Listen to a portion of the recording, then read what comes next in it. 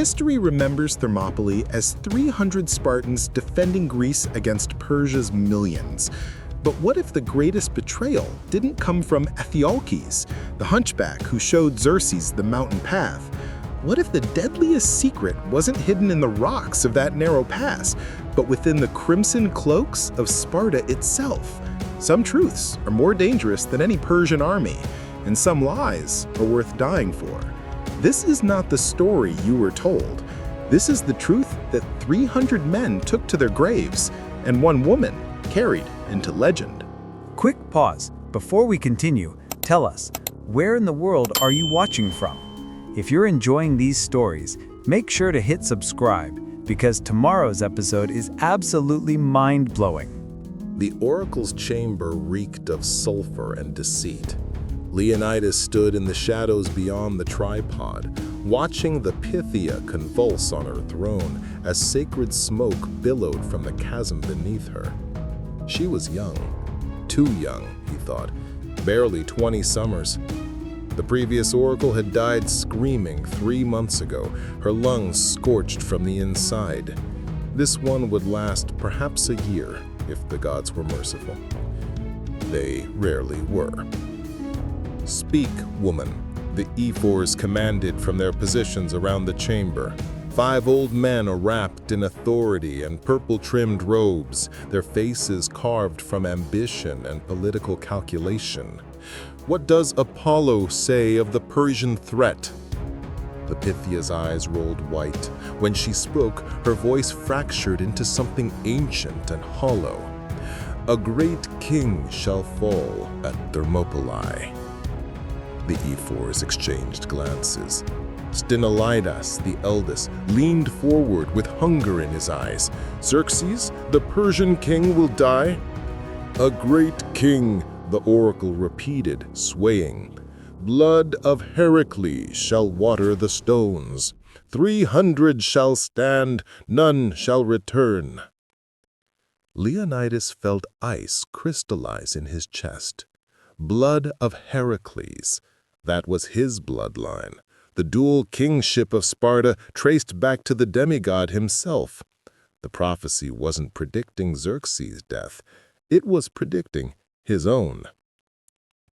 "This changes nothing," Leonidas said, stepping into the flickering light. "If the gods demand my death to save Greece, then I die gladly." "How noble," Leonidas murmured, but there was something else in his voice. Relief? Anticipation? "The council will convene immediately to discuss deployment." As they filed out, Leonidas lingered. The Pythia had collapsed on her throne, the divine possession abandoning her body like a departing lover. But her eyes were clear now and focused directly at him. "You should run," she whispered. "They're not sending you to save Greece, King Leonidas. They're sending you to die for Sparta." Before he could respond, temple attendants rushed in to carry her away. Leonidas stood alone in the sacred chamber, the sulfur smoke curling around his feet like the fingers of the underworld itself. Back in the Spartan barracks, Leonidas found his captain, Dionys, sharpening his Xephos blade with methodical precision. The weapon sang against the whetstone, a sound every Spartan knew better than their own heartbeat. "The oracle spoke," Leonidas said simply. Dionys didn't look up. "And?" 300 men. None return. A great king falls." Now Dionys paused, holding the blade up to examine its edge. "Well, at least we'll die in good company." "You don't have to come, old friend. You have a son who needs to learn that some stands are worth taking, even when you know you'll lose." Dionys returned to sharpening. "Besides, someone needs to make sure you don't do anything stupid, like trying to survive." Leonidas almost smiled. "Almost. I need you to help me choose the 300. But Dionys, only men with living sons. Only men whose bloodlines will continue." Ensuring Sparta's future? Dionys nodded approvingly. Wise. Ensuring someone remembers the truth, Leonidas corrected quietly. That made Dionys look up. What truth? Before Leonidas could answer, Gorgo swept into the barracks with the authority of a woman who'd never learned to ask permission. She was 42, same as him, and carried herself like the daughter of a king and the wife of another because she was both. Out, she told Dionys flatly. The captain departed without argument. Some battles, even Spartans knew better than to fight. Gorgo waited until his footsteps faded before speaking. You're planning to die. I'm planning to fight. Don't insult me with semantics, Leonidas. She moved closer, and he could smell the olive oil she used in her hair, the scent of home, and everything he was about to abandon. The Ephors want you dead. This is not about defending Greece. This is about eliminating you before you can challenge their power. I know. That stopped her. You know? Then why? Because if I refuse the oracle's command, they'll declare me a coward and strip our son of succession rights. They'll install Leonidas as sole king and reduce our bloodline to nothing. But if I go, if I die gloriously defending Greece, our son becomes a hero's heir. You become the mother of martyrs. Our family becomes untouchable. I'd rather have you alive and touchable, Gorgo said, but there were no tears. Spartan women didn't weep for warriors. What's the real prophecy, Leonidas? Not the public version, the truth. He should have known she'd sense it. Gorgo had been reading political subtext since she was 8 years old, back when she'd advised her father King Cleomenes to reject a Persian bribe. She was perhaps the most dangerous person in Sparta, and she was also the only person he completely trusted. I admit it. The Pythia warned me. She said they're not sending me to save Greece, they're sending me to die for Sparta. Then don't go. I have to go. But Gorgo, she gripped her hands harder. I need you to do something. After I'm gone, after the stories start spreading about the heroic 300, I need you to investigate. Find out what the Ephors are really planning, because I don't think this is just about eliminating me. You think there's more. I think the oracle's prophecy was carefully worded. A great king shall fall, not will be defeated, but shall fall, as if it's already decided, as if someone's ensuring it happens exactly as predicted. Gorgo's eyes narrowed. You think the Ephors have made a deal with Persia. I think Sparta has enemies within and without, and we're all playing parts in someone else's script. Promise me you'll discover whose. I promise. She touched his face, a rare gesture of vulnerability. And I promise that if the Ephors betrayed you, I'll make them regret surviving when you didn't. That's my Gorgo. Forever your Gorgo. She kissed him once, fierce and final. Go die well, husband. I'll handle the living. The 300 gathered in the pre-dawn darkness, their crimson cloaks black in the absence of light. Leonidas walked among them, memorizing faces. These men had been chosen carefully, all fathers with living sons, all warriors in their prime, all men who'd proven their loyalty not to the Ephors, but to Sparta itself. And all men, Leonidas suspected, who knew too much about the corruption festering in the council chambers. Brothers, he called out, his voice carrying across the assembled warriors. You know where we march. You know what awaits us. The Persian Empire comes with 1,000,000 swords, and we go to meet them with 300. Silence. Not the silence of fear, but of absolute attention. The Ephors tell us we fight for Sparta's glory. The politicians say we defend Greek freedom. The oracle promises a great king will fall. He paused, letting that sink in. I tell you the truth. We march to die, all of us. But we will die in such a way that our deaths become more dangerous to our enemies than our lives ever were. Molon labe, someone shouted.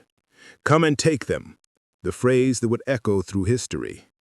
Molon labe, Leonidas agreed. They want our lives, let them come and take them. But they'll pay in blood for every inch. And when we're done, when the last of us falls, the Persian king will look at the mountain of corpses we've built and wonder if conquest is worth the price. Defiance stepped forward. And what of Sparta, my king? What do we die for, the state or the truth? Every man present understood the real question. In the darkness, surrounded by warriors who'd sworn blood oaths, Leonidas could finally speak freely. We die so that others might live to expose the rot within our beloved city. We die so that the truth cannot be buried along with us. Each of you carries a piece of that truth, corruption you've witnessed, betrayals you've endured, orders that made no sense until you understood the ephor's real agenda. He looked from face to face. Tell your sons everything. Make them swear to pass it on. Our deaths may be the ephor's victory today, but the truth we plant in our bloodlines will be their destruction tomorrow. What truth? A young warrior named Alpheus called out. What have the ephors done? Leonidas was about to answer when a horn blast shattered the moment. Dawn was breaking, and with it, the official ceremony of departure. Time had run out. March, he commanded, and watch. The truth will reveal itself soon enough. As they formed ranks and began the long journey north toward Thermopylae, none of them noticed the figure watching from the shadows of the barracks, a hunchman with twisted shoulders and hatred burning in his eyes. Ephialtes had been deemed unfit for the Spartan army due to his deformity, but his ears worked perfectly well, and the Persians paid generously for information. The march north took 7 days, but Leonidas stopped at every Greek city-state along the way, gathering allies like a general preparing for war, which he supposed he was. Except his war wasn't only against Persia. It was against time itself. In Corinth, the council members listened to his plea for additional troops with expressions of calculated sympathy. "We would send our full army, King Leonidas," the Archon assured him, "but the Olympic Games approach. Religious law forbids warfare during the sacred festival." "Religious law," Leonidas repeated flatly. "The Persians are burning their way through Greece, and you hide behind the Olympics?" "Religious law," the Archon repeated firmly. "Surely even Sparta respects the will of the gods." Outside the council chamber, Defiance spat into the dirt. "Religious law. Is that what we're calling cowardice now?" "They're afraid," Leonidas said. "Xerxes has the largest army ever assembled. Cities that resist get obliterated. Cities that submit get to keep their wealth and their lives." He watched merchants hurrying past, loading ships with goods, preparing to flee if the negotiations with Persia went badly. From their perspective, we're the fools. "Then let us be fools together," Defiance said. "At least we'll die honest." In Thebes, they found a city already divided. Half the population wanted to resist, the other half to surrender. Leonidas recruited 700 Thespians who believed in Greek freedom, and 400 Thebans whose loyalties seemed negotiable. "Watch the Thebans," Leonidas told Defiance privately. "They'll betray us if they can." "Then why bring them?" "Because I want to see who they report to." Leonidas smiled grimly. The FR said this mission was about defending Greece. If they've actually made a deal with Persia, there will be a contact point. Someone coordinating Sparta's surrender while we die gloriously to make it look legitimate. That's paranoid even for you. Is it? Leonidas pulled out a wax tablet he'd been carrying since Sparta. 3 weeks ago, a Spartan merchant ship was captured by Persian forces off the coast of Ionia. The captain was executed, the crew enslaved. Standard procedure. So the ship's manifest showed it was carrying Spartan iron ore, military-grade iron, the kind we use for weapon forging, sold to a Persian buyer. He handed the tablet to Defiance. He stared at the manifest, his expression darkening. The Ephors, or someone they're protecting. Either way, this war is more complicated than Persian versus Greek. I think we're pawns in a much larger game, my friend. And Thermopylae is where all the pieces come together. They reached the hop gates 2 days later, a narrow coastal pass between mountains and sea, barely wide enough for a single wagon. It was the perfect defensive position, which was exactly why Leonidas suspected it was a trap. Defensive positions here, here, and here, he ordered, pointing to key locations. The Phocians take the mountain path to guard against flanking. Everyone else holds the pass in shifts. And if they find another route around, Defiance asked, then we die. Leonidas looked at his captain. But we die buying time for the Greek fleet to break the Persian navy at Artemisium. We die giving Athens time to evacuate. We die so that Greece survives, even if Sparta doesn't deserve it. Careful, Defiance warned. That sounds dangerously close to heroism. Heroism is just well-executed suicide. The trick is making sure your death accomplishes something. The Persian army arrived like a storm made flesh. From their position at the gates, the Spartans watched the enemy camp spread across the plain like a dark ocean. Tens of thousands of tents, hundreds of thousands of soldiers, cavalry units that stretched to the horizon. The Immortals, Persia's elite guard, established their position directly opposite the pass, their armor glinting like scales on a vast serpent. And at the center of it all, the royal pavilion where Xerxes himself held court. "Count them," a young Spartan named Polynices whispered, his voice tight with fear. "Why?" Defiance replied calmly. "1 million or 1 billion, what difference does it make? The pass only fits so many at a time, and we're better at killing than they are at dying." That broke the tension.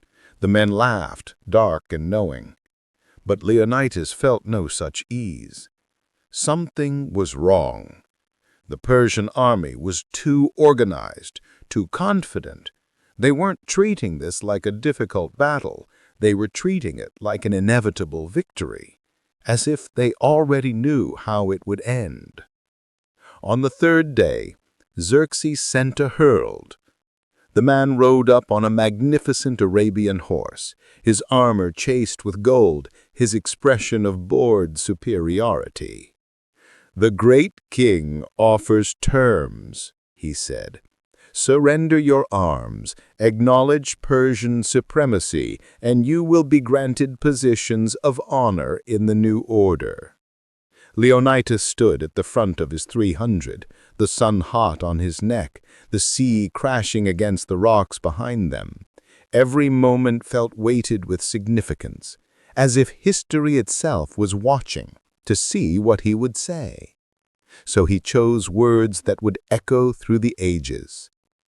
"Molon labe," he said simply.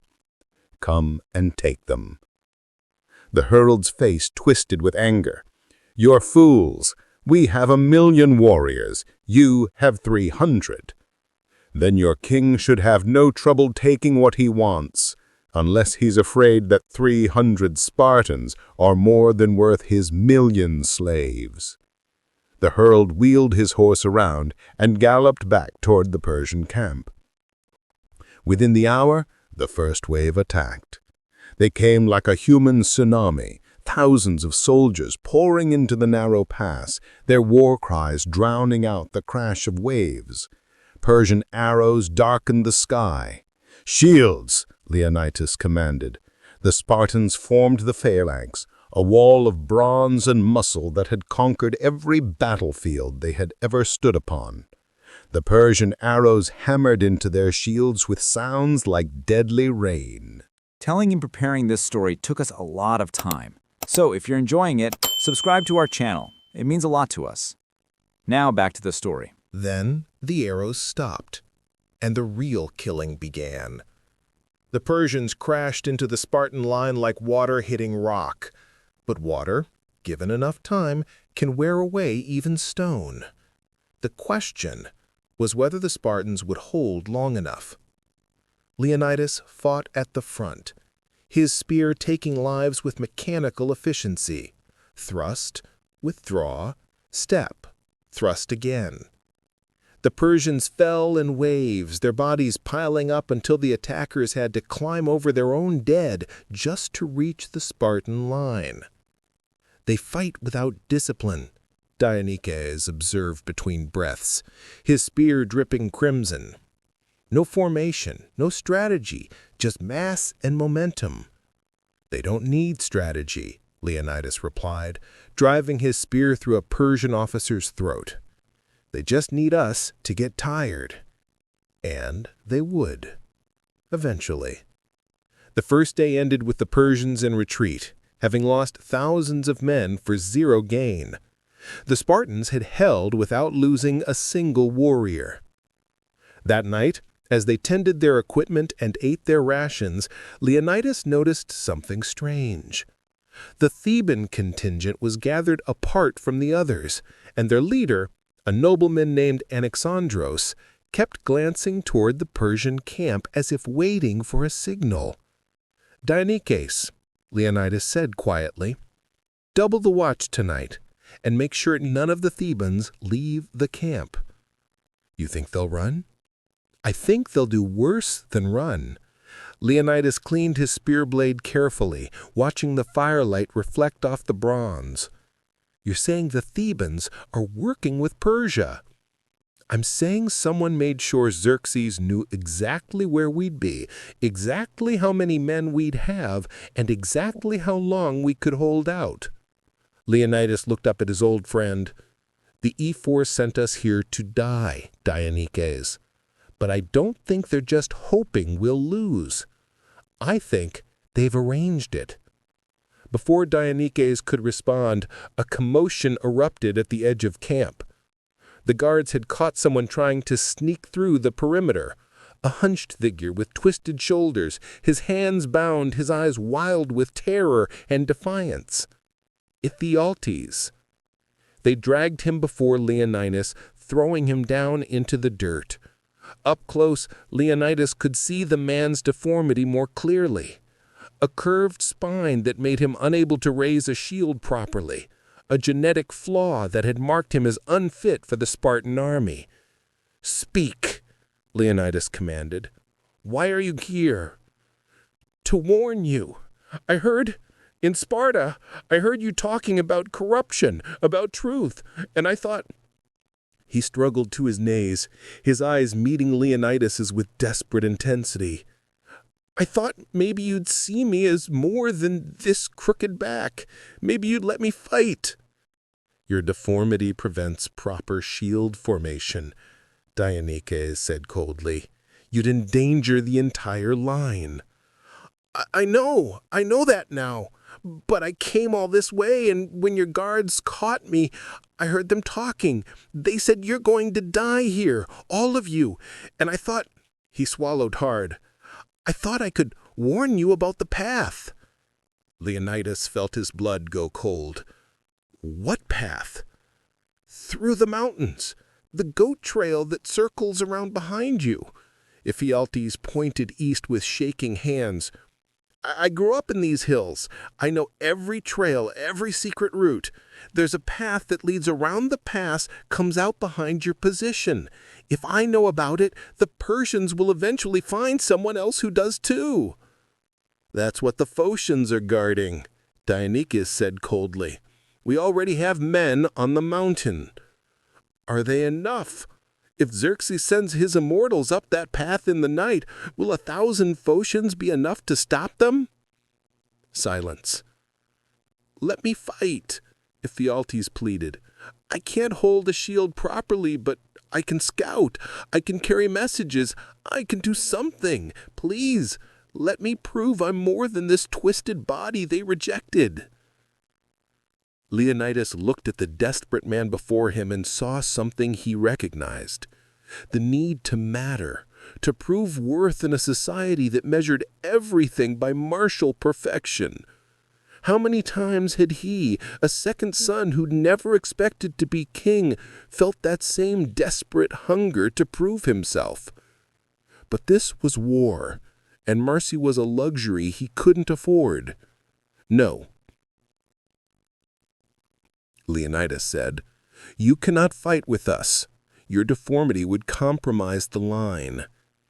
Ephialtes' face crumpled, hope dying in his eyes. "Then I came all this way for nothing." "You warned us about the path. That's something." Leonidas gestured to the guards. "Release him. Give him food and water, then escort him back past the Persian lines under flag of truce. Let him go home." As the guards led Ephialtes away, Dionysius leaned close. "That was a mistake. Now he knows our numbers, our positions, our—" "I know," Leonidas interrupted, "but I think he was going to betray us anyway." "What?" "His story doesn't add up. He claims he came to warn us, but we were already guarding the mountain path, which means someone told us about it before he arrived, and he heard us talking about corruption in Sparta. No. He was sent here by someone who wanted to make sure we knew about the goat trail, who wanted us to split our forces." "The E-Force?" "Or whoever they're working with. I think that man is carrying a message we didn't send him, delivering intelligence we didn't give him. And when the Persians attack along that mountain path, it won't be because they discovered it through clever scouting. It'll be because they were told exactly where to go. It'll be because they were told exactly where to go. It'll be because they were told exactly where to go. It'll be because they were told exactly where to go. It'll be because they were told exactly where to go. It'll be because they were told exactly where to go. It'll be because they were told exactly where to go. It'll be because they were told exactly where to go. It'll be because they were told exactly where to go. It'll be because they were told exactly where to go. It'll be because they were told exactly where to go. It'll be because they were told exactly where to go. It'll be because they were told exactly where to go. It'll be because they were told exactly where to go. It'll be because they were told exactly where to go. It'll be because they were told exactly where to go. It'll be because they were told exactly where to go. It'll be because they were told exactly where to go. It'll be because they were told exactly where to go. It'll be because they were told exactly where to go. It'll be because they were told exactly where to go. It'll be because they were told exactly where to go. They were told exactly where to go. They were told exactly where to go. They were told exactly where to go. Exactly, Leonidas said drily. Exactly, Dionysius finished grimly. Double the watch, trust no one, and prepare for betrayal from every direction. Even from each other? Especially from each other. Leonidas said, because I think the real battle isn't against Persia. It's against whatever conspiracy put us all here to die." That night, Leonidas couldn't sleep. He stood at the edge of camp looking up at the mountain path where the Phocians supposedly guarded against flanking attacks. In the darkness, anything could be moving up there. Treachery, assassination, the quiet footsteps of empire marching toward their exposed backs. A voice spoke from the shadows. "You're right to be paranoid." Leonidas spun, hand on his sword, then froze. The speaker stepped into the firelight, revealing a face he recognized but couldn't quite place. A woman, maybe 50 years old, dressed in the travel-stained clothing of a merchant, but moving with the controlled grace of a trained warrior. "Who?" "My name doesn't matter. What matters is that I was sent by your wife." "Gorgo sent you?" Leonidas's hand remained on his sword hilt. "Prove it." The woman smiled and spoke a single phrase. "Forever your Gorgo." Only 3 people in the world knew those words: himself, Gorgo, and Dionysus, who'd been standing guard outside their chamber when they'd said goodbye. This woman shouldn't know them. Unless... "Gorgo sent me to give you this," the woman continued, pulling out a sealed scroll. "Don't open it here. Wait until you're alone and burn it after reading." "What's in it?" "The truth you've been looking for, the reason the Ephors wanted you dead, and the real purpose of your death at Thermopylae." She turned to leave, then paused. "King Leonidas, you were right about everything. The conspiracy is deeper than you imagined, and the betrayal comes from higher than you thought possible. But your wife has a plan. Trust in her, and make sure your death becomes the weapon she needs." Then she vanished into the darkness like a ghost. Leonidas waited until dawn, until he could steal a moment alone in his tent. Then he broke the seal on Gorgo's scroll and read words that changed everything. "My beloved husband, by the time you read this, you'll already know you're going to die. But what you don't know, what no one knows except me and 2 others, is why the Ephors arranged your death. 3 months ago, I discovered evidence that the Ephors have been negotiating with Persia for 2 years, not for surrender, but for something worse: selective subjugation. Sparta will resist just enough to look heroic, then submit with honor intact. We keep our military, our culture, our pride, all in exchange for becoming Persia's enforcer in Greece. Your death at Thermopylae is the final piece of this plan. You die heroically, becoming a martyr. Sparta mourns its fallen king, and then the Ephors reluctantly agree to Persian terms, saying they must preserve what remains of our strength to honor your sacrifice. It's brilliant, devastating, and complete treason. But here's what they don't know. I've been building a counter-conspiracy for months. Every Spartan family that's ever felt oppressed by the Ephors' corruption, every warrior who values truth over politics, every woman who's watched her sons die for old men's ambitions, they're all waiting for proof. Your death gives me that proof. When you fall at Thermopylae, the Ephors will claim you died for Spartan glory, but I will reveal the truth. You died because corrupt politicians sold you out to preserve their own power. I will expose the Persian deal, implicate the Ephors, and use the rage of a betrayed populace to tear down their entire system. Your death becomes revolution, but only if you die exactly right. The Ephors need your stand to look heroic but feudal, noble but naive.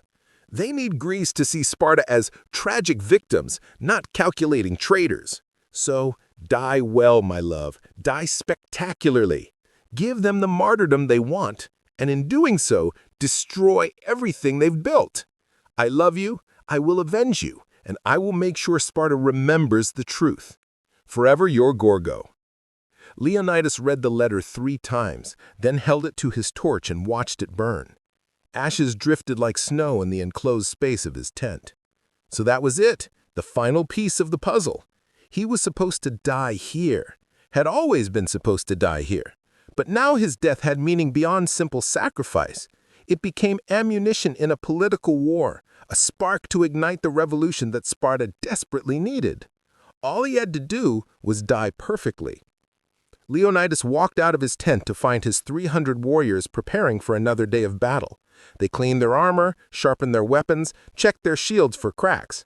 Ordinary men preparing for ordinary war, not knowing they were pawns in an extraordinary conspiracy. Should he tell them? Should he reveal that their deaths have been purchased by corrupt politicians, that they were dying not for Greek freedom, but for Spartan politics? No, that knowledge would poison everything. Better they die believing in the nobility of their sacrifice. Better they fall thinking themselves heroes rather than victims. But Dionysus deserved to know. "Walk with me," Leonidas told his captain, leading him away from the camp toward the edge of the pass where they could speak privately. Below them, the Persian army stirred like a vast organism waking to hunger. "Gorgo sent a message," Leonidas said simply, and told him everything. When he finished, Dionysus stood silent for a long moment, his scarred face unreadable. Then, surprisingly, he laughed, dark and bitter. "So, we're not heroes after all. We're political theater." "We're both," Leonidas corrected. "The Ephors want to use our deaths for their conspiracy. Gorgo will use our death to destroy that conspiracy. We die either way, but we get to choose what our deaths mean." "And the men, do they get to choose?" "They already did. Every one of them volunteered knowing they wouldn't return. They chose to die for something greater than themselves. Does it matter whether that something greater is Greek freedom or Spartan revolution?" "It matters," Dionysus said quietly. "Truth always matters." "Then tell your son," Leonidas replied. "When this is over, when the story starts spreading about the heroic 300, tell your son the real story. Tell him his father died not because he was ordered to, but because he chose to, knowing the truth, understanding the cost, and doing it anyway. That's the legacy I want, not blind obedience, but conscious sacrifice." Dionysus nodded slowly. "Then let's make it count." They returned to camp to find chaos. The Theban contingent was gone. All 400 men had vanished during the night. Their weapons abandoned, their positions deserted. "Deserters," one of the Spartans spat. "No," Leonidas said, studying the empty tents. "Messengers. They're going to tell Xerxes about the mountain path, officially as if it's intelligence they've just discovered. That way, when the Persians attack from behind, it looks like clever strategy rather than coordinated betrayal." "So we're surrounded," Dionysus said. "The pass in front, the mountains behind. We're trapped." "We were always trapped," Leonidas replied. "The Thebans disclosed the cage we walked into willingly." A horn blast echoed across the plain. The Persians were forming up for another assault, and this time, their formation was different. The immortals, all 10,000 of them, were marching to the front. "So it begins," Leonidas murmured. "The real battle." "Should we retreat?" young Polynices asked desperately. "Fall back to a better position?" "There is no better position," Leonidas said. "And besides," he smiled grimly, "I didn't come here to retreat. I came here to die in a way that changes everything." He raised his voice so all 300 could hear. "Brothers, the Thebans have fled to join the Persians. The mountain path will be compromised by nightfall. We will be surrounded and overwhelmed. By tomorrow's sunset, every man standing here will be dead." Silence. Then, Leonidas grinned, "And that's exactly what we came here to do." The immortals attacked at noon, 10,000 elite warriors against 300 exhausted Spartans. The fighting was apocalyptic, bronze against bronze, shield against shield, the narrow pass running red with blood from both sides. But the Spartans held. Hour after hour they held, because they weren't fighting for victory anymore. They were fighting to make their deaths expensive enough to matter.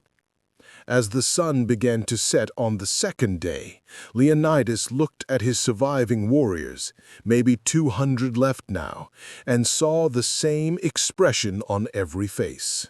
Not fear, not despair, acceptance and defiance. "One more day," he told them.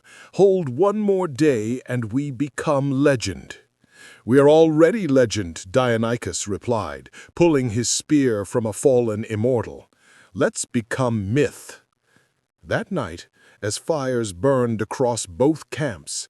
Leonidas stood at the edge of the pass and looked up at the mountain path. Somewhere up there, the Phocians were being slaughtered by Persian forces who'd been guided through the darkness by Theban traitors. Tomorrow, the immortals would come from 2 directions at once. Tomorrow, 300 Spartans would make their final stand. Tomorrow, history would be written in blood. And Leonidas found himself smiling because for the first time in his life he understood exactly what he was dying for. Not for corrupt efforts or political conspiracies, but for the truth his death would expose and the revolution his sacrifice would ignite. "Come on, then," he whispered toward the Persian camp. "Come and take them." Dawn broke red as blood across Thermopylae. Leonidas awoke to find Dionysus already armored, standing watch over the camp with that predatory stillness that made enemies nervous.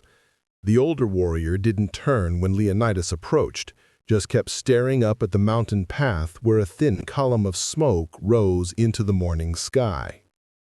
"The Phocians?" Leonidas asked, though we already knew the answer. "Dead or scattered. That smoke is Persian. Victory fires." Dionysus finally looked at him. "We have maybe 2 hours before they come down behind us. 3 if we're lucky." "We're not lucky," Leonidas said. "We're Spartans.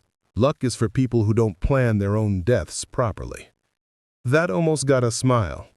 "So what's the plan, O King of the Doomed?" "We make them pay until every drop of blood becomes a political weapon," Leonidas replied.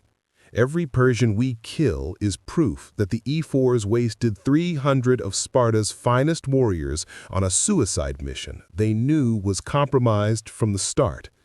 Every hour we hold is evidence of their betrayal. Our corpses become testimony. Morbid, even for you. Death is the only language that will convince Sparta to change. So, let's speak it fluently." He gathered the remaining Spartans, 203 men, their armor dented, their shields cracked, their eyes burning with the certainty of the condemned. Around them, the allied forces that had fought alongside them were melting away in the pre-dawn darkness. The Thespians remained, 700 brave fools who'd chosen to die rather than abandon their Spartan brothers. "The mountain path is taken," Leonidas announced without preamble. "By midday, we'll be surrounded. Any man who wishes to leave should do so now, while the path south remains open. There is no shame in survival." No one moved. "Very well." Leonidas drew his sword, the blade notched and stained from 2 days of killing. "Then we fight until we can't fight anymore, and then we fight some more. We make them climb over mountains of their own dead. We make Xerxes question whether Greece is worth the cost. And most importantly," he looked at each man in turn, "we make sure someone survives to tell the truth about why we died."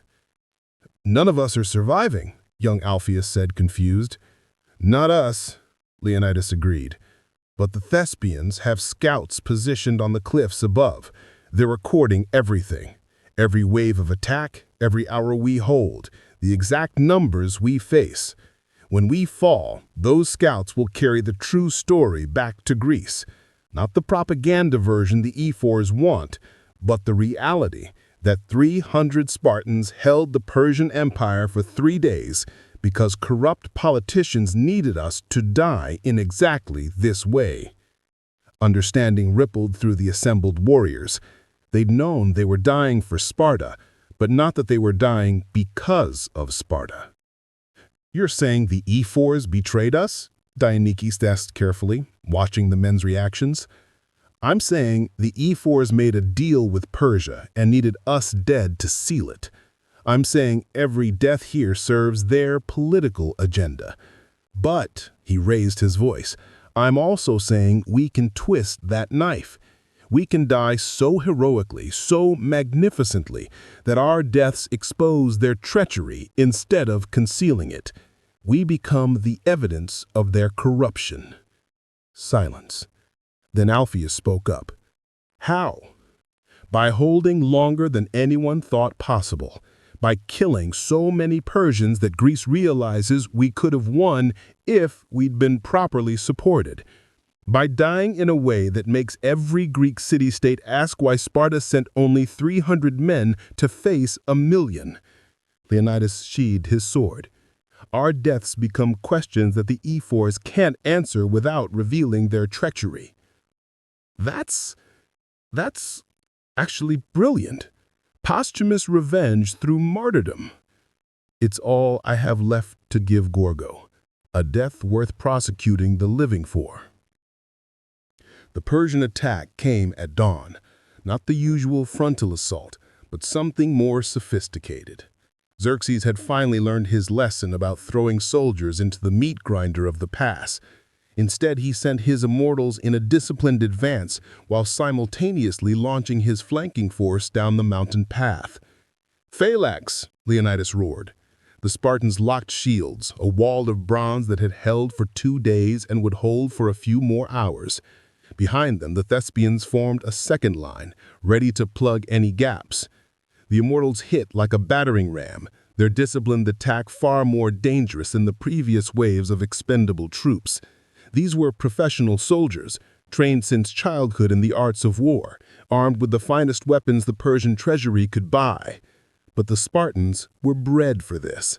War wasn't their profession, it was their religion. Leonidas fought at the center of the line, his spear moving with mechanical precision. Thrust, withdraw, step, thrust again. Each motion refined through decades of training, until it became instinct, until the spear was an extension of his arm and killing became as natural as breathing. An immortal lunged at him, scimitar flashing. He deflected with his shield, stepped inside the man's guard, and drove his spear up through the Persian's jaw. Before the body hit the ground, he'd already engaged the next attacker. Time lost meaning. There was only the rhythm of combat. Block, thrust, step, breathe. The world narrowed to the immediate, the weight of his shield, the balance of his spear, the faces of enemies that became corpses, that became obstacles to step over. Around him, his men fought with the same terrible efficiency. This was what Sparta created. Not just warriors, but killing machines that operated with the precision of a well-maintained weapon. Every Spartan knew his position, his role, his responsibility to the man beside him. The phalanx wasn't just a formation, it was a philosophy made flesh. And it was magnificent. For 3 hours, they held the pass against the full fury of the immortals. For 3 hours, they proved that training and discipline could overcome even overwhelming numbers. For 3 hours, they made Xerxes question everything he thought he knew about warfare. Then the flanking force arrived. Leonidas heard them before he saw them, the war cries coming from behind, the sound of Thespians dying as the flankers swept down the mountain path. The trap was closing. "Withdraw to the hill," Leonidas commanded. At the center of the pass, a small hill rose like the world's last refuge. The Spartans fell back in perfect order, their shields still locked, their lines still intact. Even in retreat, they remained deadly. The Thespians covered their withdrawal, dying by the dozen to by seconds. Leonidas wanted to save them, to honor their sacrifice with something more than his continued survival, but there was no time. The Persians were coming from both directions now, and the hill was the only position left. They made it to the summit just as the jaws of the Persian pincer snapped shut. Now they were completely surrounded. 200 Spartans and maybe 300 surviving Thespians standing on a hill surrounded by thousands of enemies. "Shields out!" Leonidas ordered. "Circle formation!" The Spartans formed a defensive ring, shields facing outward in all directions. It was a desperate last-stand formation, the kind you used when there was nowhere left to run and nothing left to do but make your death expensive. The Persians attacked from all sides. What followed was butchery, pure, undiluted carnage that would be remembered in horror and awe for millennia. The Spartans fought with shields and spears until their spears broke, then with swords until their swords shattered, then with their bare hands and teeth and anything else they could use to kill. Leonidas lost his spear to a Persian sword that snapped the shaft. He drew his Siphos and continued fighting, the short sword perfect for the close quarters nightmare the paddle had become.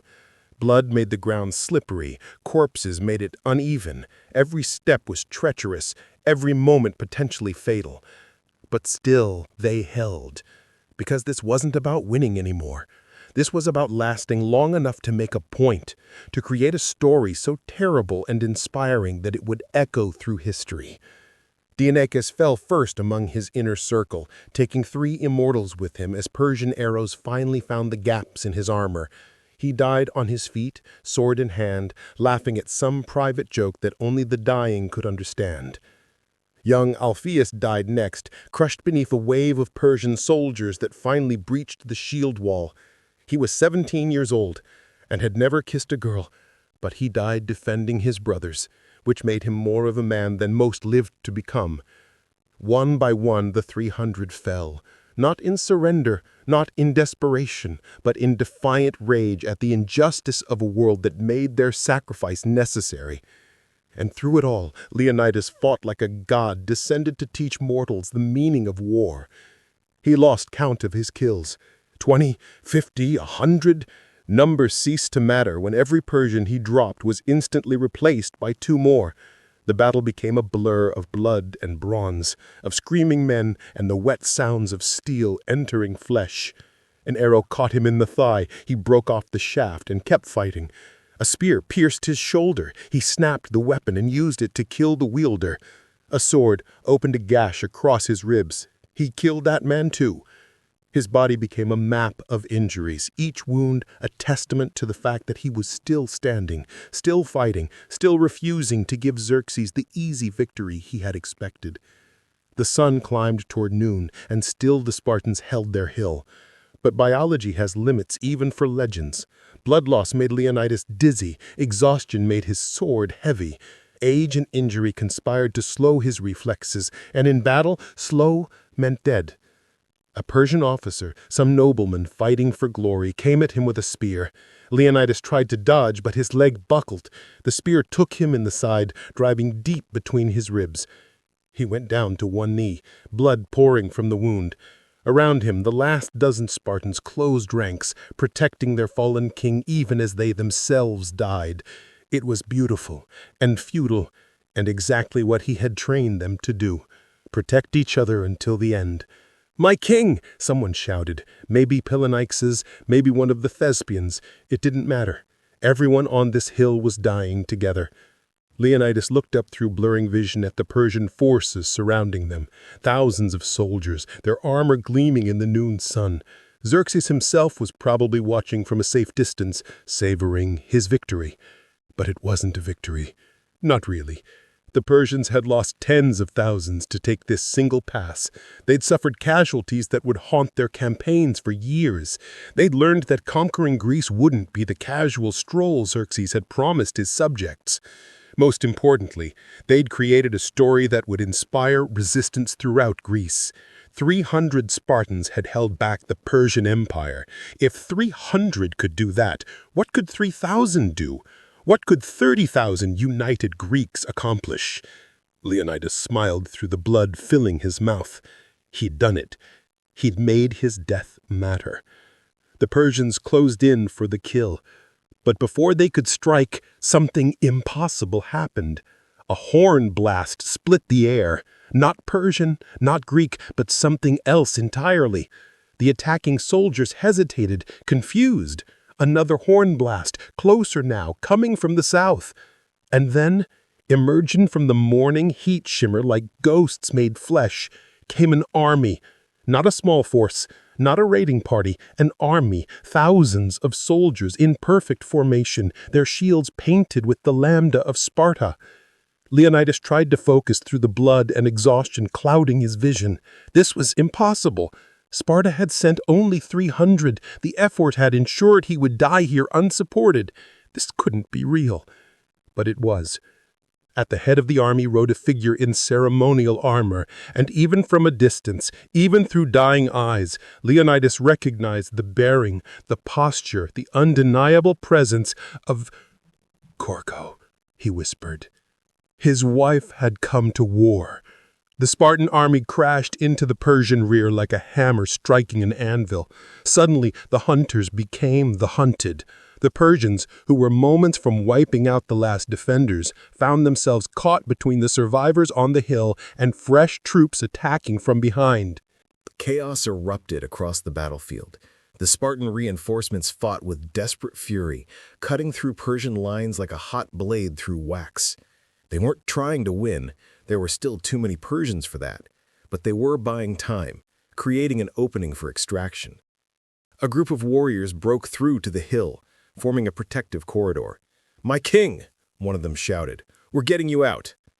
"No," Leonidas said, but his voice was too weak to carry. "No, I'm supposed to die here." Strong hands lifted him, carrying him away from the hill, away from his intended grave. The last surviving Spartans and Thespians retreated with him, protected by the fresh troops who'd materialized from nowhere. As they fled south through the pass, Leonidas caught glimpses of the battle raging behind them. The Spartan reinforcements were being systematically destroyed, but they were buying every second with blood, ensuring the survivors escaped. His vision darkened. His breath came in ragged gasps. He was dying. There was too much blood loss, too many wounds. But he was dying wrong. He was supposed to fall at Thermopylae. That was the plan. That was what Gorgo needed, his martyrdom, his sacrifice, the perfect death that would expose the F4's corruption. Instead, she'd saved him. Why? The world faded to gray, then to black, and Leonidas knew nothing more. He woke to candlelight and the smell of healing herbs. For a moment he thought he was dead, that this was the underworld, that Hades himself would appear to judge his soul. But the pain, the pain, was too visceral for death. Pain was for the living. He tried to sit up and immediately regretted it. Every muscle screamed protest. Every wound reminded it existed. "Don't," a familiar voice commanded. "You'll tear your stitches, and I didn't spend 3 days putting you back together just to watch you destroy my work." Gorgo stepped into his field of vision, looking exhausted and magnificent. Her hair was pulled back severely, her hand stained with what might have been blood or medicine or both. She looked like she'd aged a decade in the 3 weeks since he'd left Sparta. She also looked absolutely furious. "You were supposed to die," she said flatly. "That was the entire plan. Your glorious death, my political revolution. Instead, you forced me to stage a rescue, sacrificing 2,000 Spartans to save 300 who were already dead men." "I didn't ask for rescue," Leonidas croaked. "I was keeping to the plan." The plan changed. Gorgo sat beside his bed. He was in a bed, he realized, in what looked like a command tent. "While you were playing hero at Thermopylae, I was conducting an investigation in Sparta, and I discovered something that changed everything." "The Persian deal?" "Worse." She leaned forward, her eyes burning with intensity. The E-Force didn't just make a deal with Persia. They made a deal with someone inside the Persian court. Someone who promised to ensure Xerxes' campaign failed, but only if certain conditions were met first. What conditions? Your death, Sparta's humiliation, the discrediting of the dual kingship system. It's not just the E-Force, Leonidas. It's bigger than Sparta, bigger than Greece. Someone is orchestrating this entire war, moving pieces on a board we can't even see. Leonidas tried to process this. That's impossible. Who can manipulate both Persia and Greece? I don't know yet, but I know this. Your death at Thermopylae was supposed to be the trigger. The moment you fell, something was supposed to happen. Something that would reshape the entire political landscape of Greece. She gripped his hand. I couldn't let you die without knowing what you were dying for. So I called in every favor, mobilized every loyal warrior, and staged a rescue that probably doomed us all. Why doomed? Because I defied the F-War's direct orders. I took command of the army without authorization. I revealed that I knew about their conspiracy. Gorgo smiled grimly. I've committed treason against Sparta to save my treasonous husband. We're quite the pair. Despite everything, the pain, the confusion, the revelation that the conspiracy went even deeper than he'd imagined, Leonidas laughed. It hurt his ribs, but he laughed anyway. So what now? He asked. Now? Gorgo stood, and she saw she was wearing a sword. Her wife, who'd trained with weapons since childhood but never carried them in public, was armed for war. Now we find out who's really pulling the strings.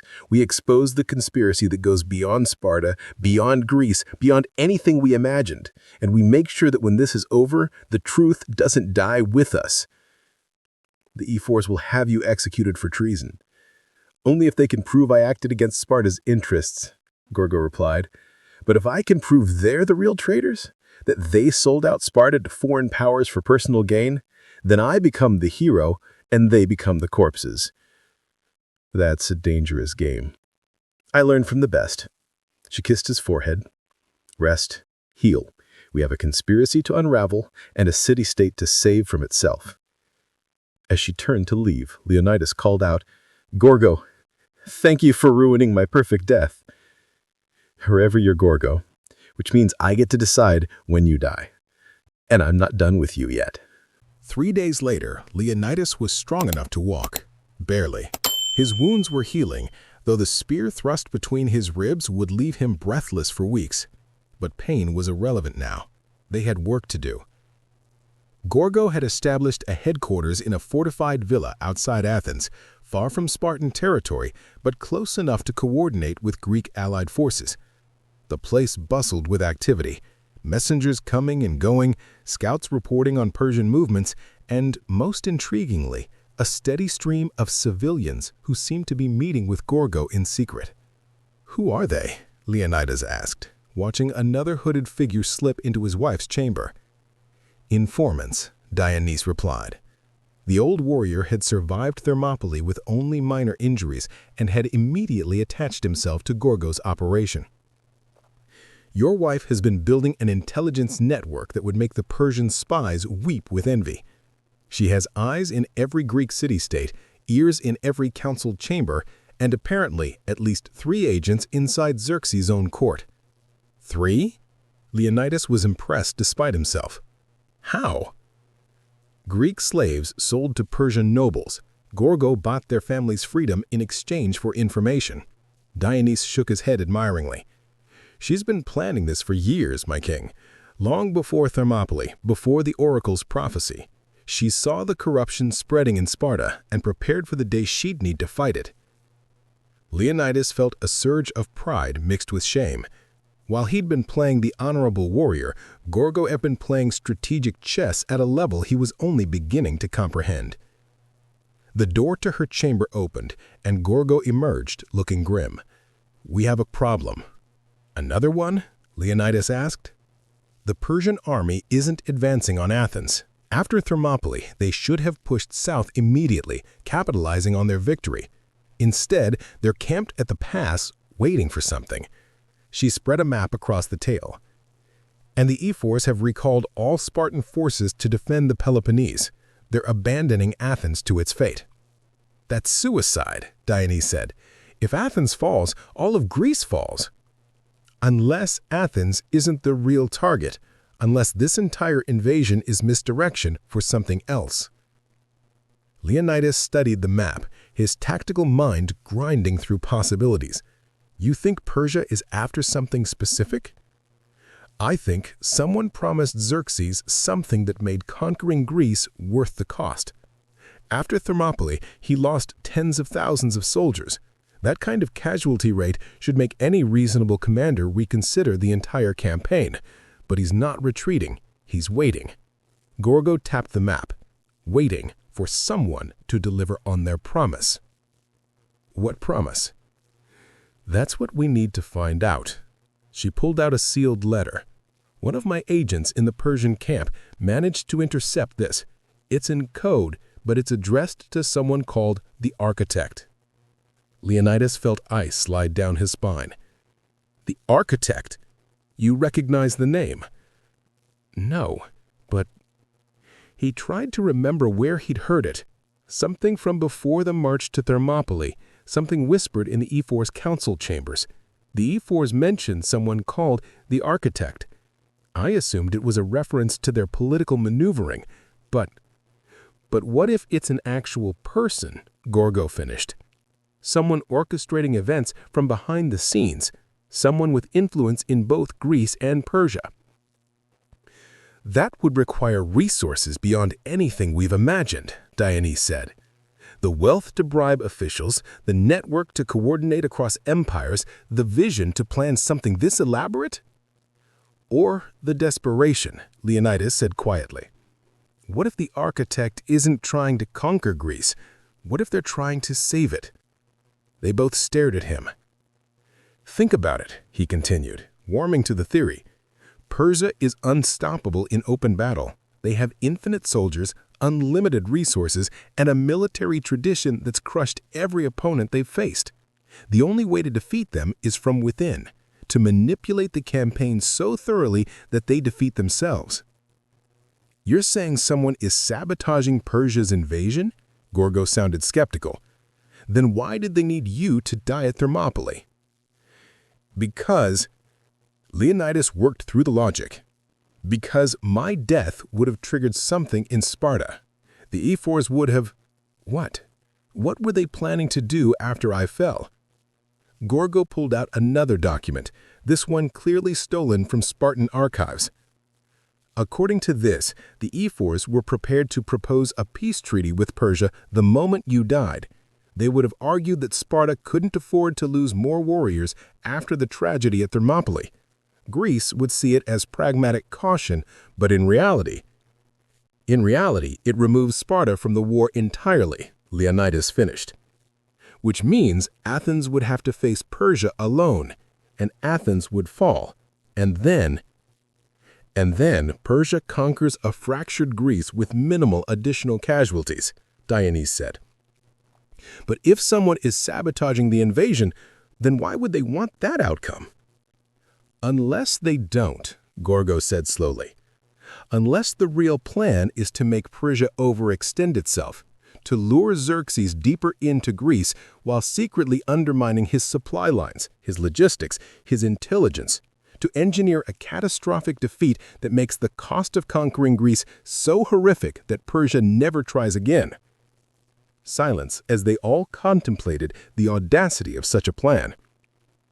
That would require decades of preparation, Leonidas said. Someone would have to have infiltrated Persian society, rise to a position of influence, and then carefully manipulate events to set up this exact scenario. Or, Gorgo said quietly, someone would have needed to be born into Persian society with Greek sympathies and spent their entire life preparing for this moment. You're talking about a double agent at the highest levels of the Persian Empire, Dionys said. That's exactly what we're dealing with, Gorgo confirmed.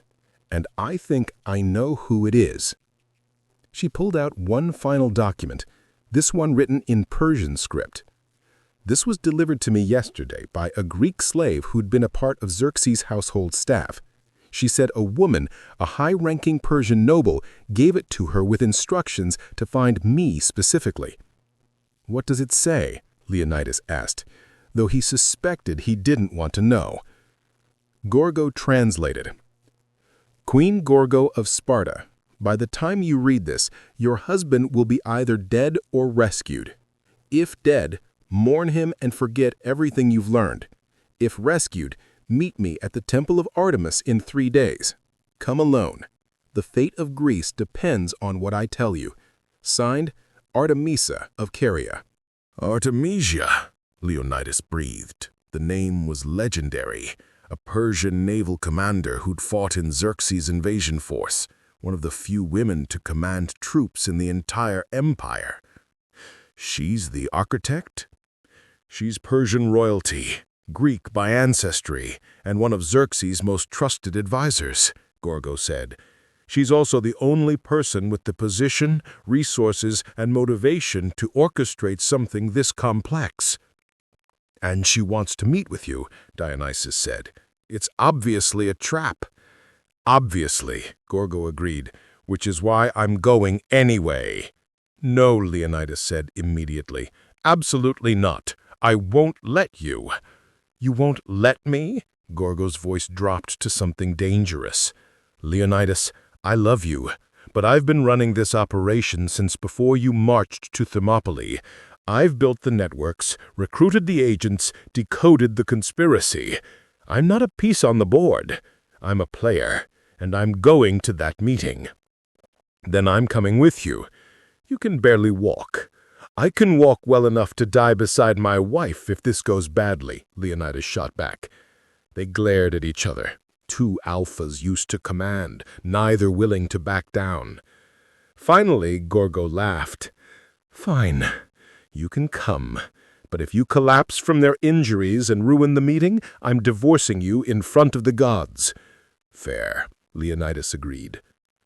3 days later, they approached the temple of Artemis at dawn. It was neutral ground, sacred to all Greeks, forbidden to armies, watched over by priestesses who answered to no king or council. If you wanted to meet someone secretly, this was the place.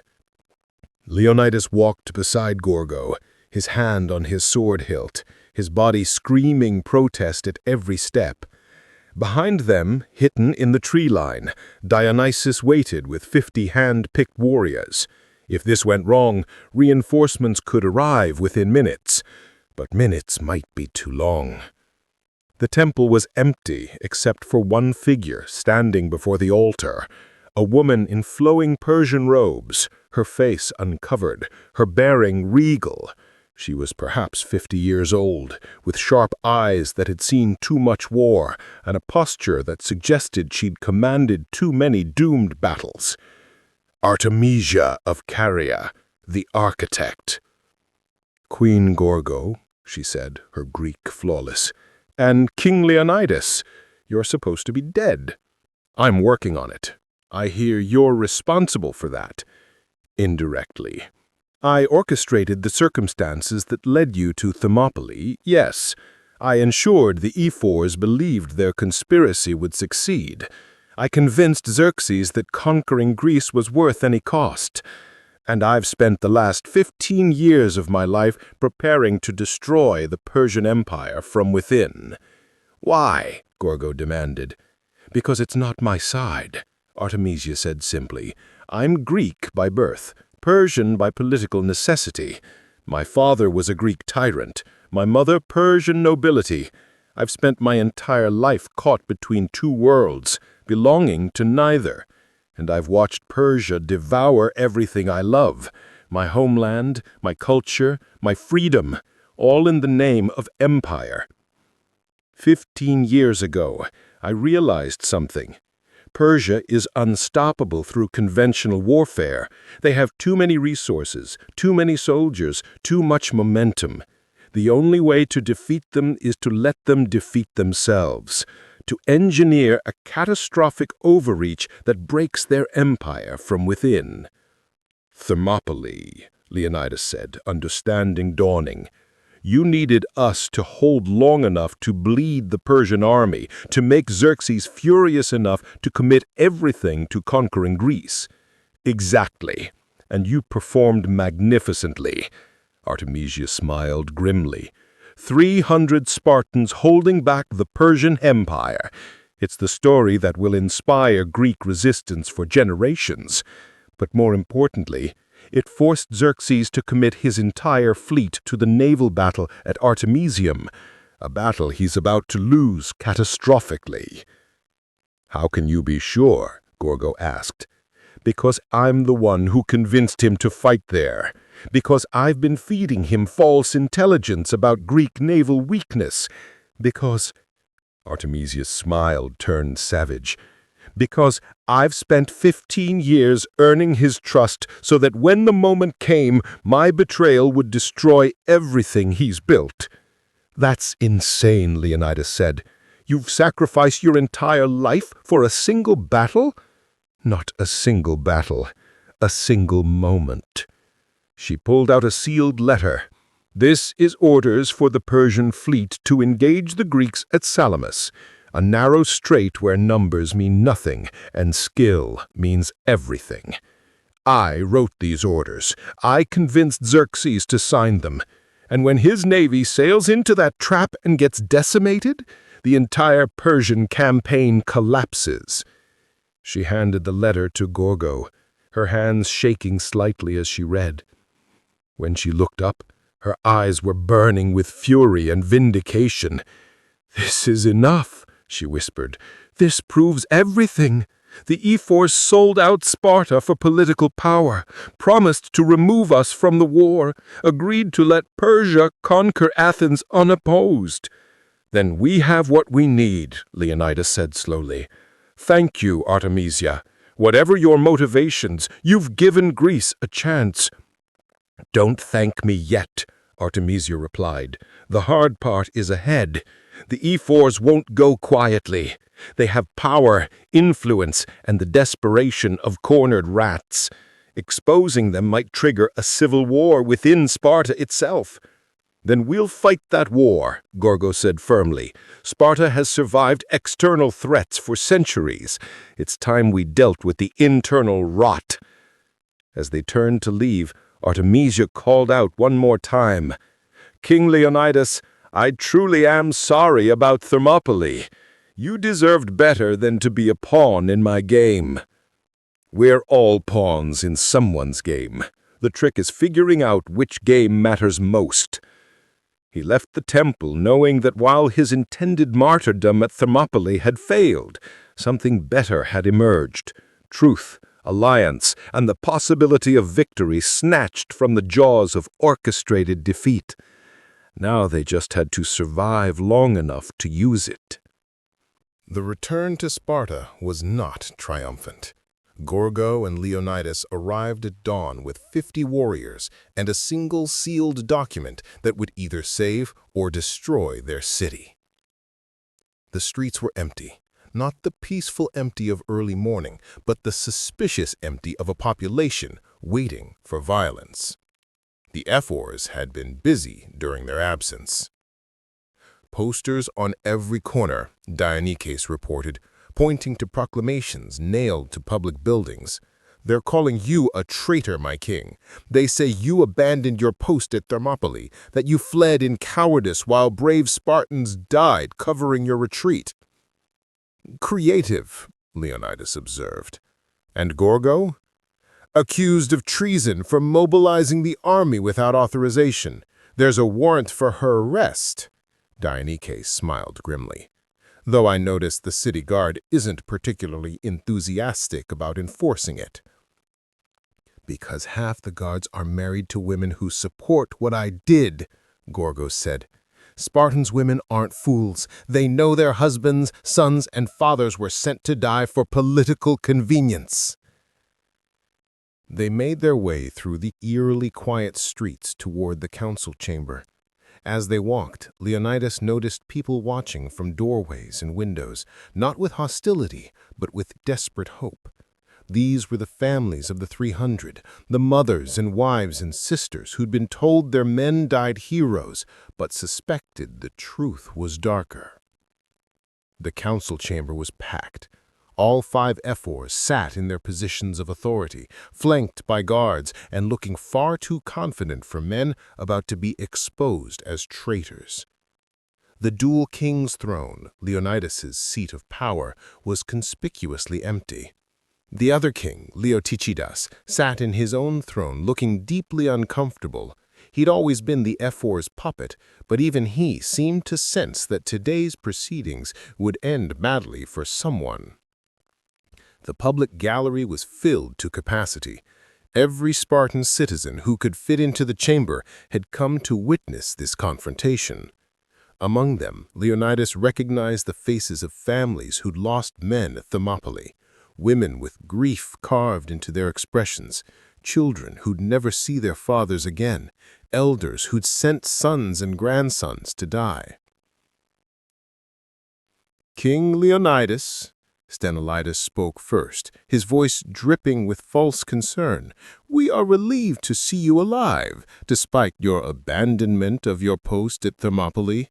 And Queen Gorgo, you stand accused of treason for unauthorized mobilization of Spartan forces. Both of you will submit to immediate arrest while— No, Gorgo said simply, her voice cutting through the chamber like a blade.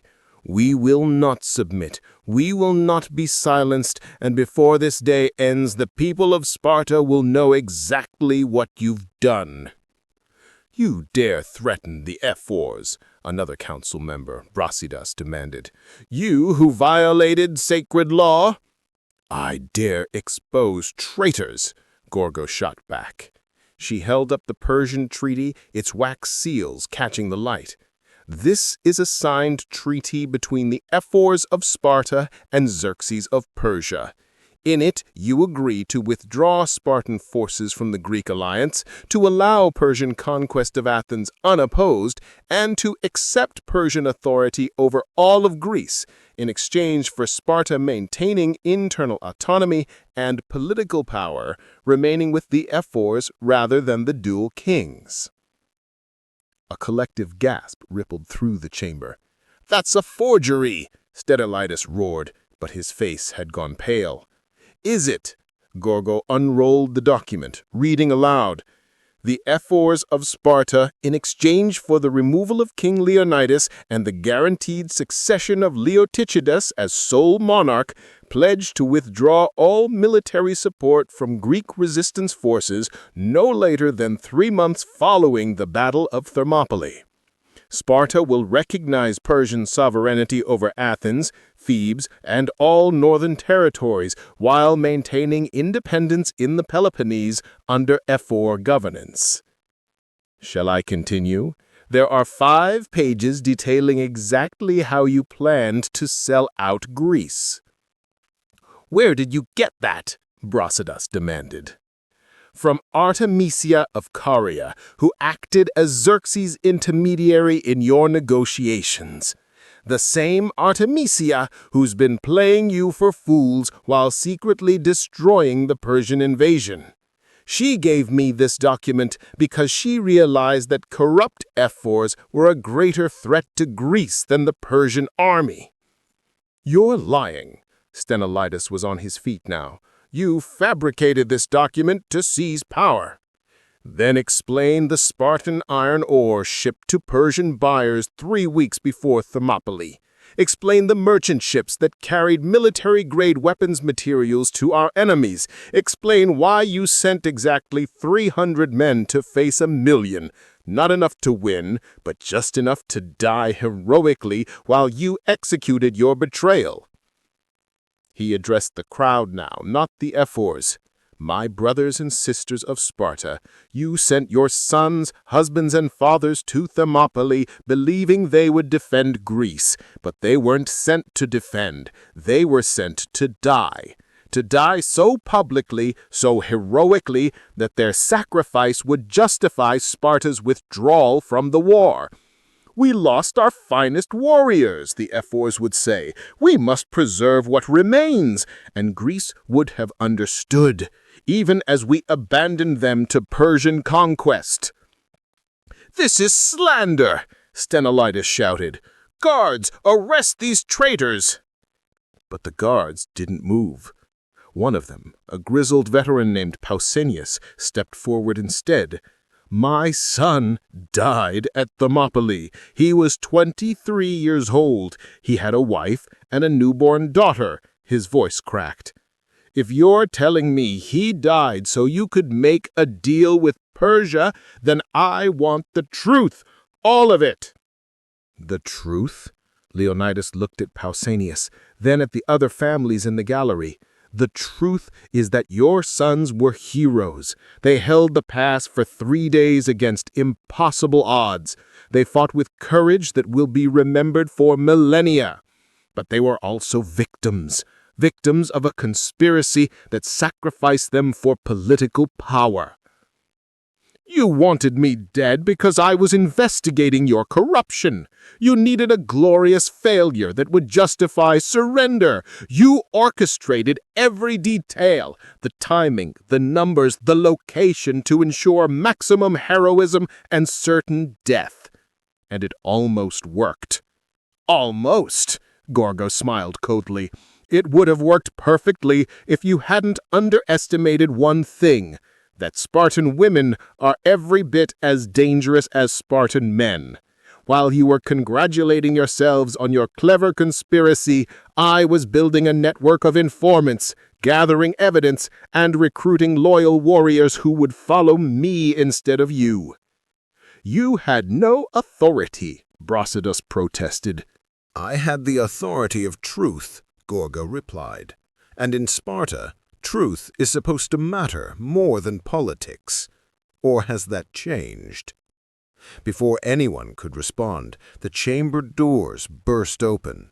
A messenger staggered in, covered in road dust, his face pale with exhaustion and fear. "The Persian fleet!" he gasped. "At Salamis, the Greeks destroyed them. The entire Persian navy, trapped in the strait, decimated by Greek ships. Xerxes is retreating. The invasion is collapsing." Pandemonium erupted. The chamber exploded with noise, cheers, arguments, shouts of disbelief. The ephors looked like they'd been struck by lightning. Leonidas caught Gorgo's eye across the chaos. She nodded slightly.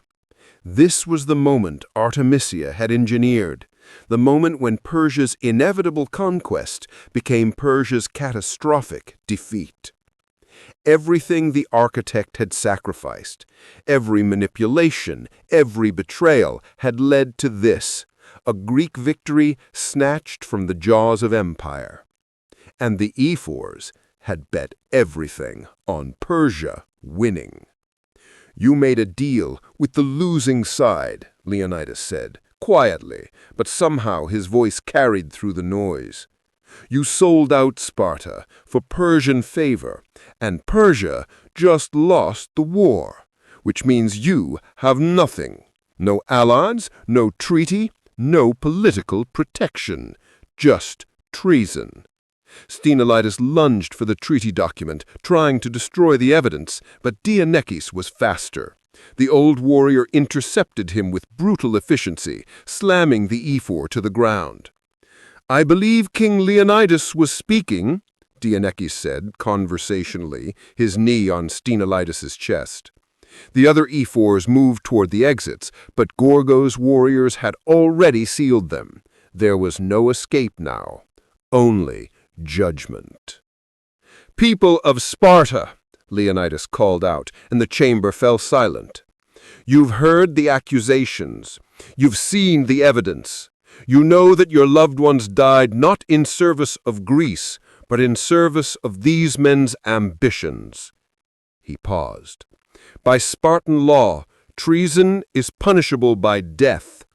But I don't want to execute the ephors. I want to expose them." "What do you mean?" someone called from the gallery. "I mean we're going to hold a public trial. Every piece of evidence, every secret meeting, every corrupt deal, all of it will be revealed for every Spartan to see. We're going to tear down the system that allowed this to happen and rebuild something better. Your deaths would be too quick, too merciful. Your humiliation will be permanent." "You can't do this! We are the ephors! We are the law!" Leonidas snarled. "You were the law," Gorgo corrected. "Now you're just 5 old men who gambled with Sparta's future and lost. And we're going to make sure everyone knows it."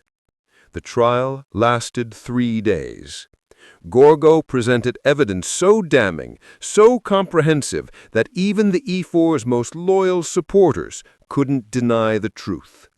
Secret correspondence with Persian agents, financial records showing payments for military intelligence, testimonies from merchants who'd been ordered to supply Spartans' enemies, and most damning of all, the treaty itself, signed, sealed, and impossible to deny. By the end, the ephors weren't just guilty, they were infamous. Their names would be recorded in Spartan history as the men who'd tried to sell out Greece for political power. The assembly voted unanimously for exile rather than execution. Death would have made them martyrs. Exile made them examples. They were stripped of citizenship, their property confiscated, their names literally carved out of public monuments.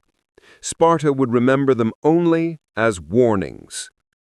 But the trial revealed something else, something unexpected. The conspiracy had roots deeper than 5 corrupt politicians. It stretched back decades, involved dozens of minor officials, and it had infected the very structure of Spartan governance. "We have a choice," Leonidas told the assembly on the final day. "We can purge everyone involved, tear down our entire political system and risk chaos, or we can reform carefully, keeping what works while eliminating what doesn't." "What do you propose?" Pausanias asked, the guard whose son had died at Thermopylae. "I propose we abolish the authority entirely," Leonidas said, and the chamber erupted again. "The dual kingship remains, providing military leadership and executive authority, but political power transfers to an expanded assembly where every Spartan citizen, male and female, has a voice." "Women?" Brasidas sputtered from his position in the accused section. "You'd give women political power?" "I'd give women the recognition they've already earned." "Spartan women control property, manage estates, and raise the warriors who defend our city. They've proven themselves as capable as any man. The only question is whether Sparta is brave enough to acknowledge reality." The debate raged for hours.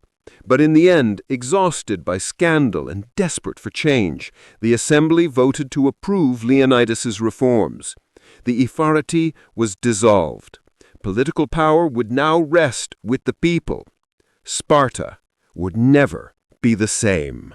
3 weeks later, Leonidas stood at the memorial built for the 300 who'd fallen at Thermopylae. It was a simple monument, just a stone marker with names carved deep, but it meant more than all the elaborate statues in Athens.